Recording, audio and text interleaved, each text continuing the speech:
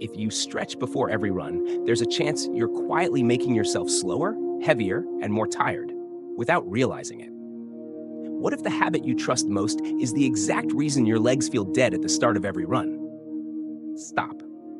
If the very first thing you do before a run is grab your foot, pull your heel to your glute, and hold it there for 30 seconds, I want you to hear this clearly.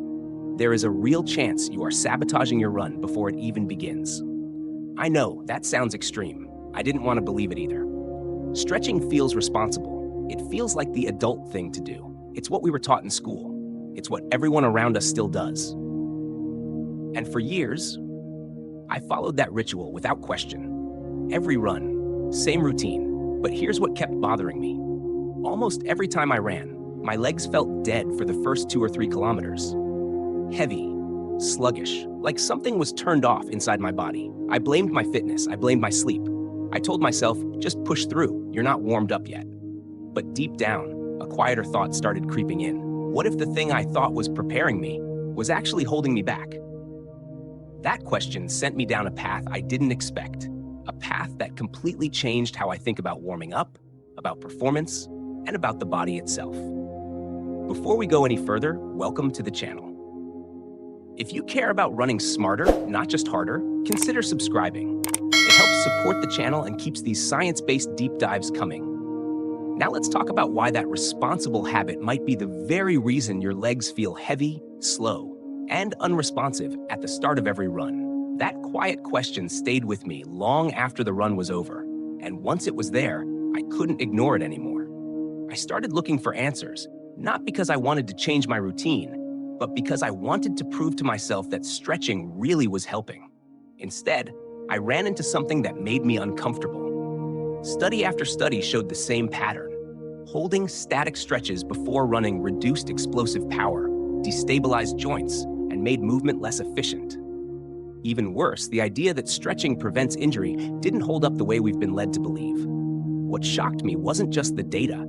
It was how calmly and consistently it contradicted everything I thought I knew. There was no dramatic warning, no loud alarm, just quiet numbers pointing in the opposite direction of tradition. I remember thinking, this can't be right.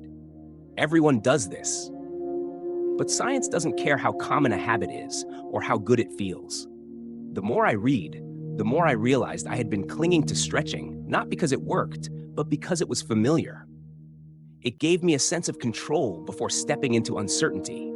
And that realization stung.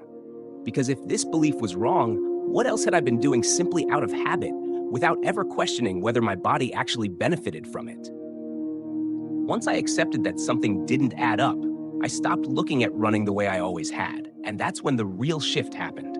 I had always thought of my body like an engine, more effort in, more speed out, stronger muscles, bigger lungs, harder work.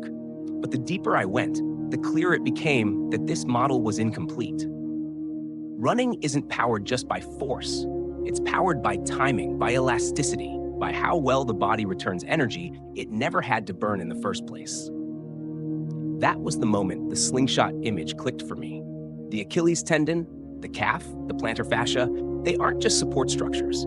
They are a tightly tuned elastic system. Every time your foot hits the ground, that system stretches under your body weight, quietly storing energy. When you push off, it snaps back and sends you forward. No extra oxygen, no extra effort, just physics doing the work for you. And suddenly, so many things made sense. Why do elite runners look smooth instead of strained? Why speed can feel effortless on some days and impossible on others? I realized I hadn't been failing to activate my body before runs. I had been misunderstanding what actually creates efficiency. Running fast wasn't about adding more. It was about not interfering with what was already there. How does stretching actually break the system? Once I understood that running efficiency depends on that elastic system, the next question became impossible to avoid. What exactly was stretching doing to it? This is where things got uncomfortable. Because static stretching doesn't just relax tissue. When you hold a tendon in a lengthened position, you change its mechanical behavior, at least temporarily. The tissue loses stiffness. In simple terms, the spring goes slack. There's a name for this, tendon creep, but you don't need the terminology to recognize the feeling. It's that strange softness in your legs before a run, that sense that your stride has no snap.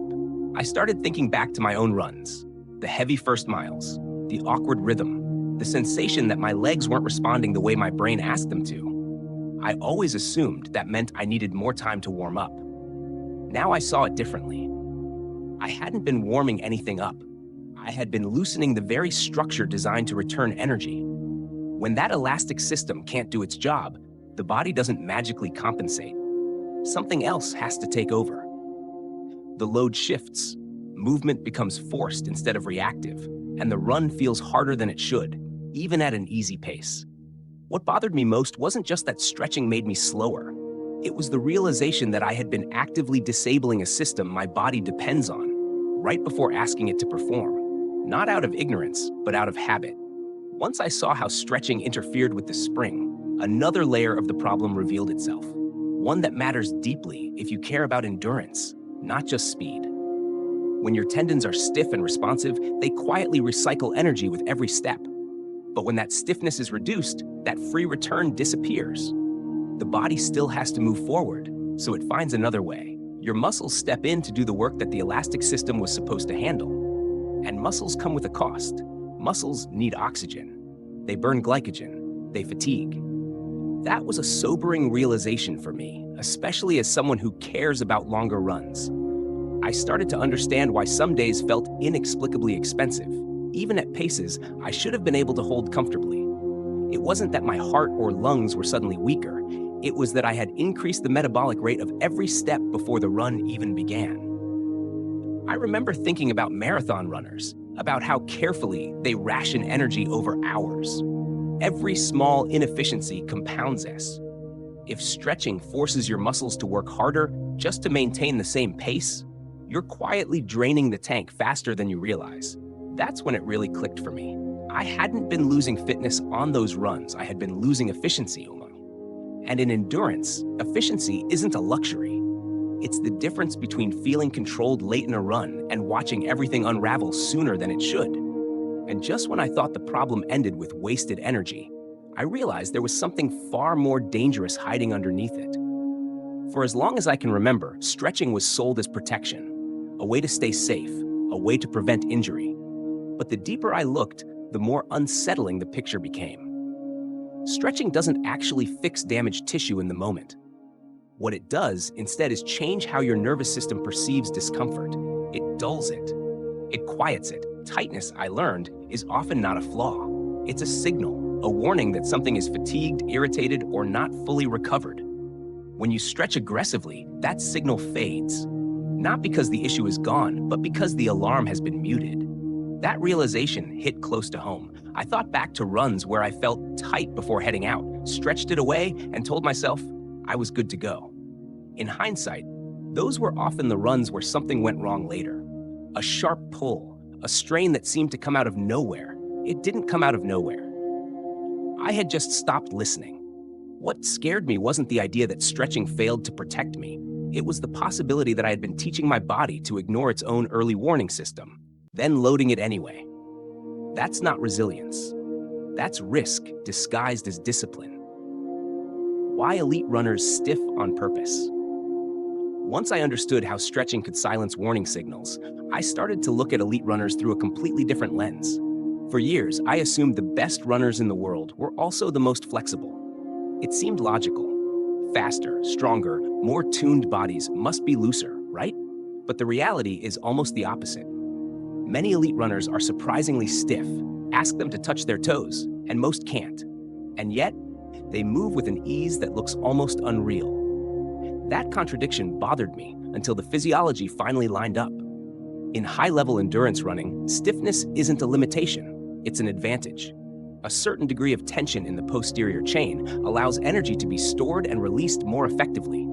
The body becomes more economical, not less. That reframed something important for me.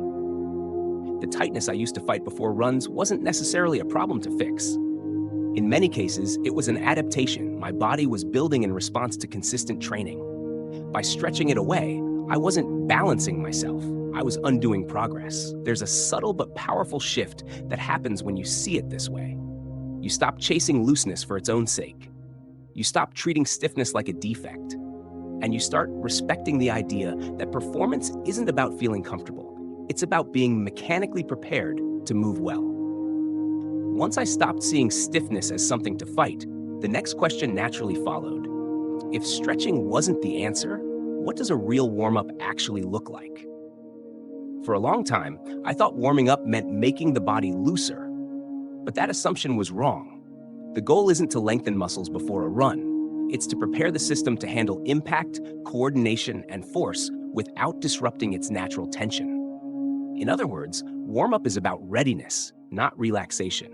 What finally made sense to me was thinking about joints instead of muscles.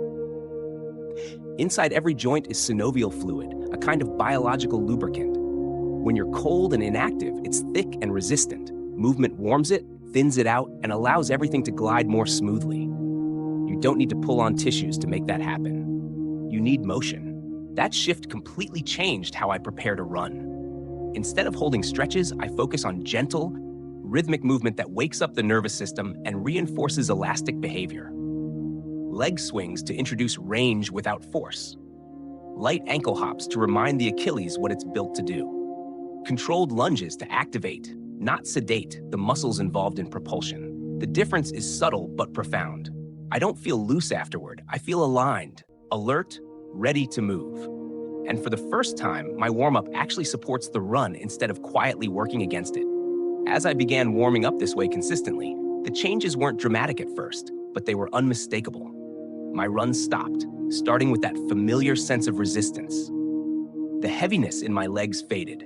My stride felt cleaner, more responsive, as if my body and the ground were finally in conversation instead of fighting each other.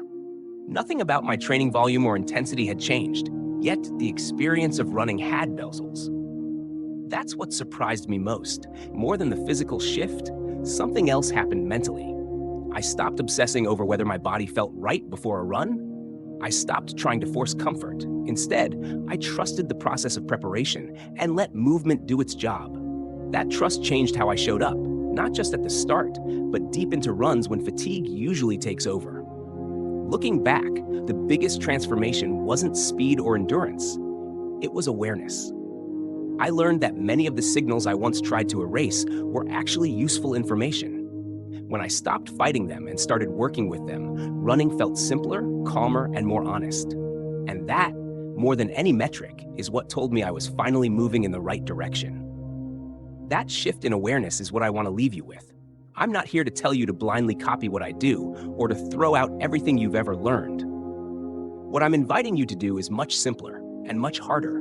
Question your rituals, especially the ones that feel safe, familiar, and responsible. Ask yourself whether they truly prepare you or whether they just make you feel ready. Running rewards honesty. It exposes shortcuts, but it also responds generously when you respect how the body actually works. If you've been fighting heaviness at the start of your runs, if you've been stretching away signals you don't fully understand, maybe it's time to pause and listen instead of forcing comfort. If this way of thinking resonates with you and you want more training insights grounded in physiology rather than tradition, consider subscribing to the channel. It's the best way to support this work and stay connected as we keep exploring how to train with intention, not guesswork. Above all, remember this: don't numb your system before asking it to perform. Keep the tension where it belongs, trust the process, and let your body do what it was designed to do. In the end, this isn't really a story about stretching or running form. It's a story about habits we inherit without questioning, and how easily feels right can replace works well. What I learned is that progress doesn't always come from adding more effort or more discipline. Sometimes it comes from removing the things that quietly interfere with how we're designed to function.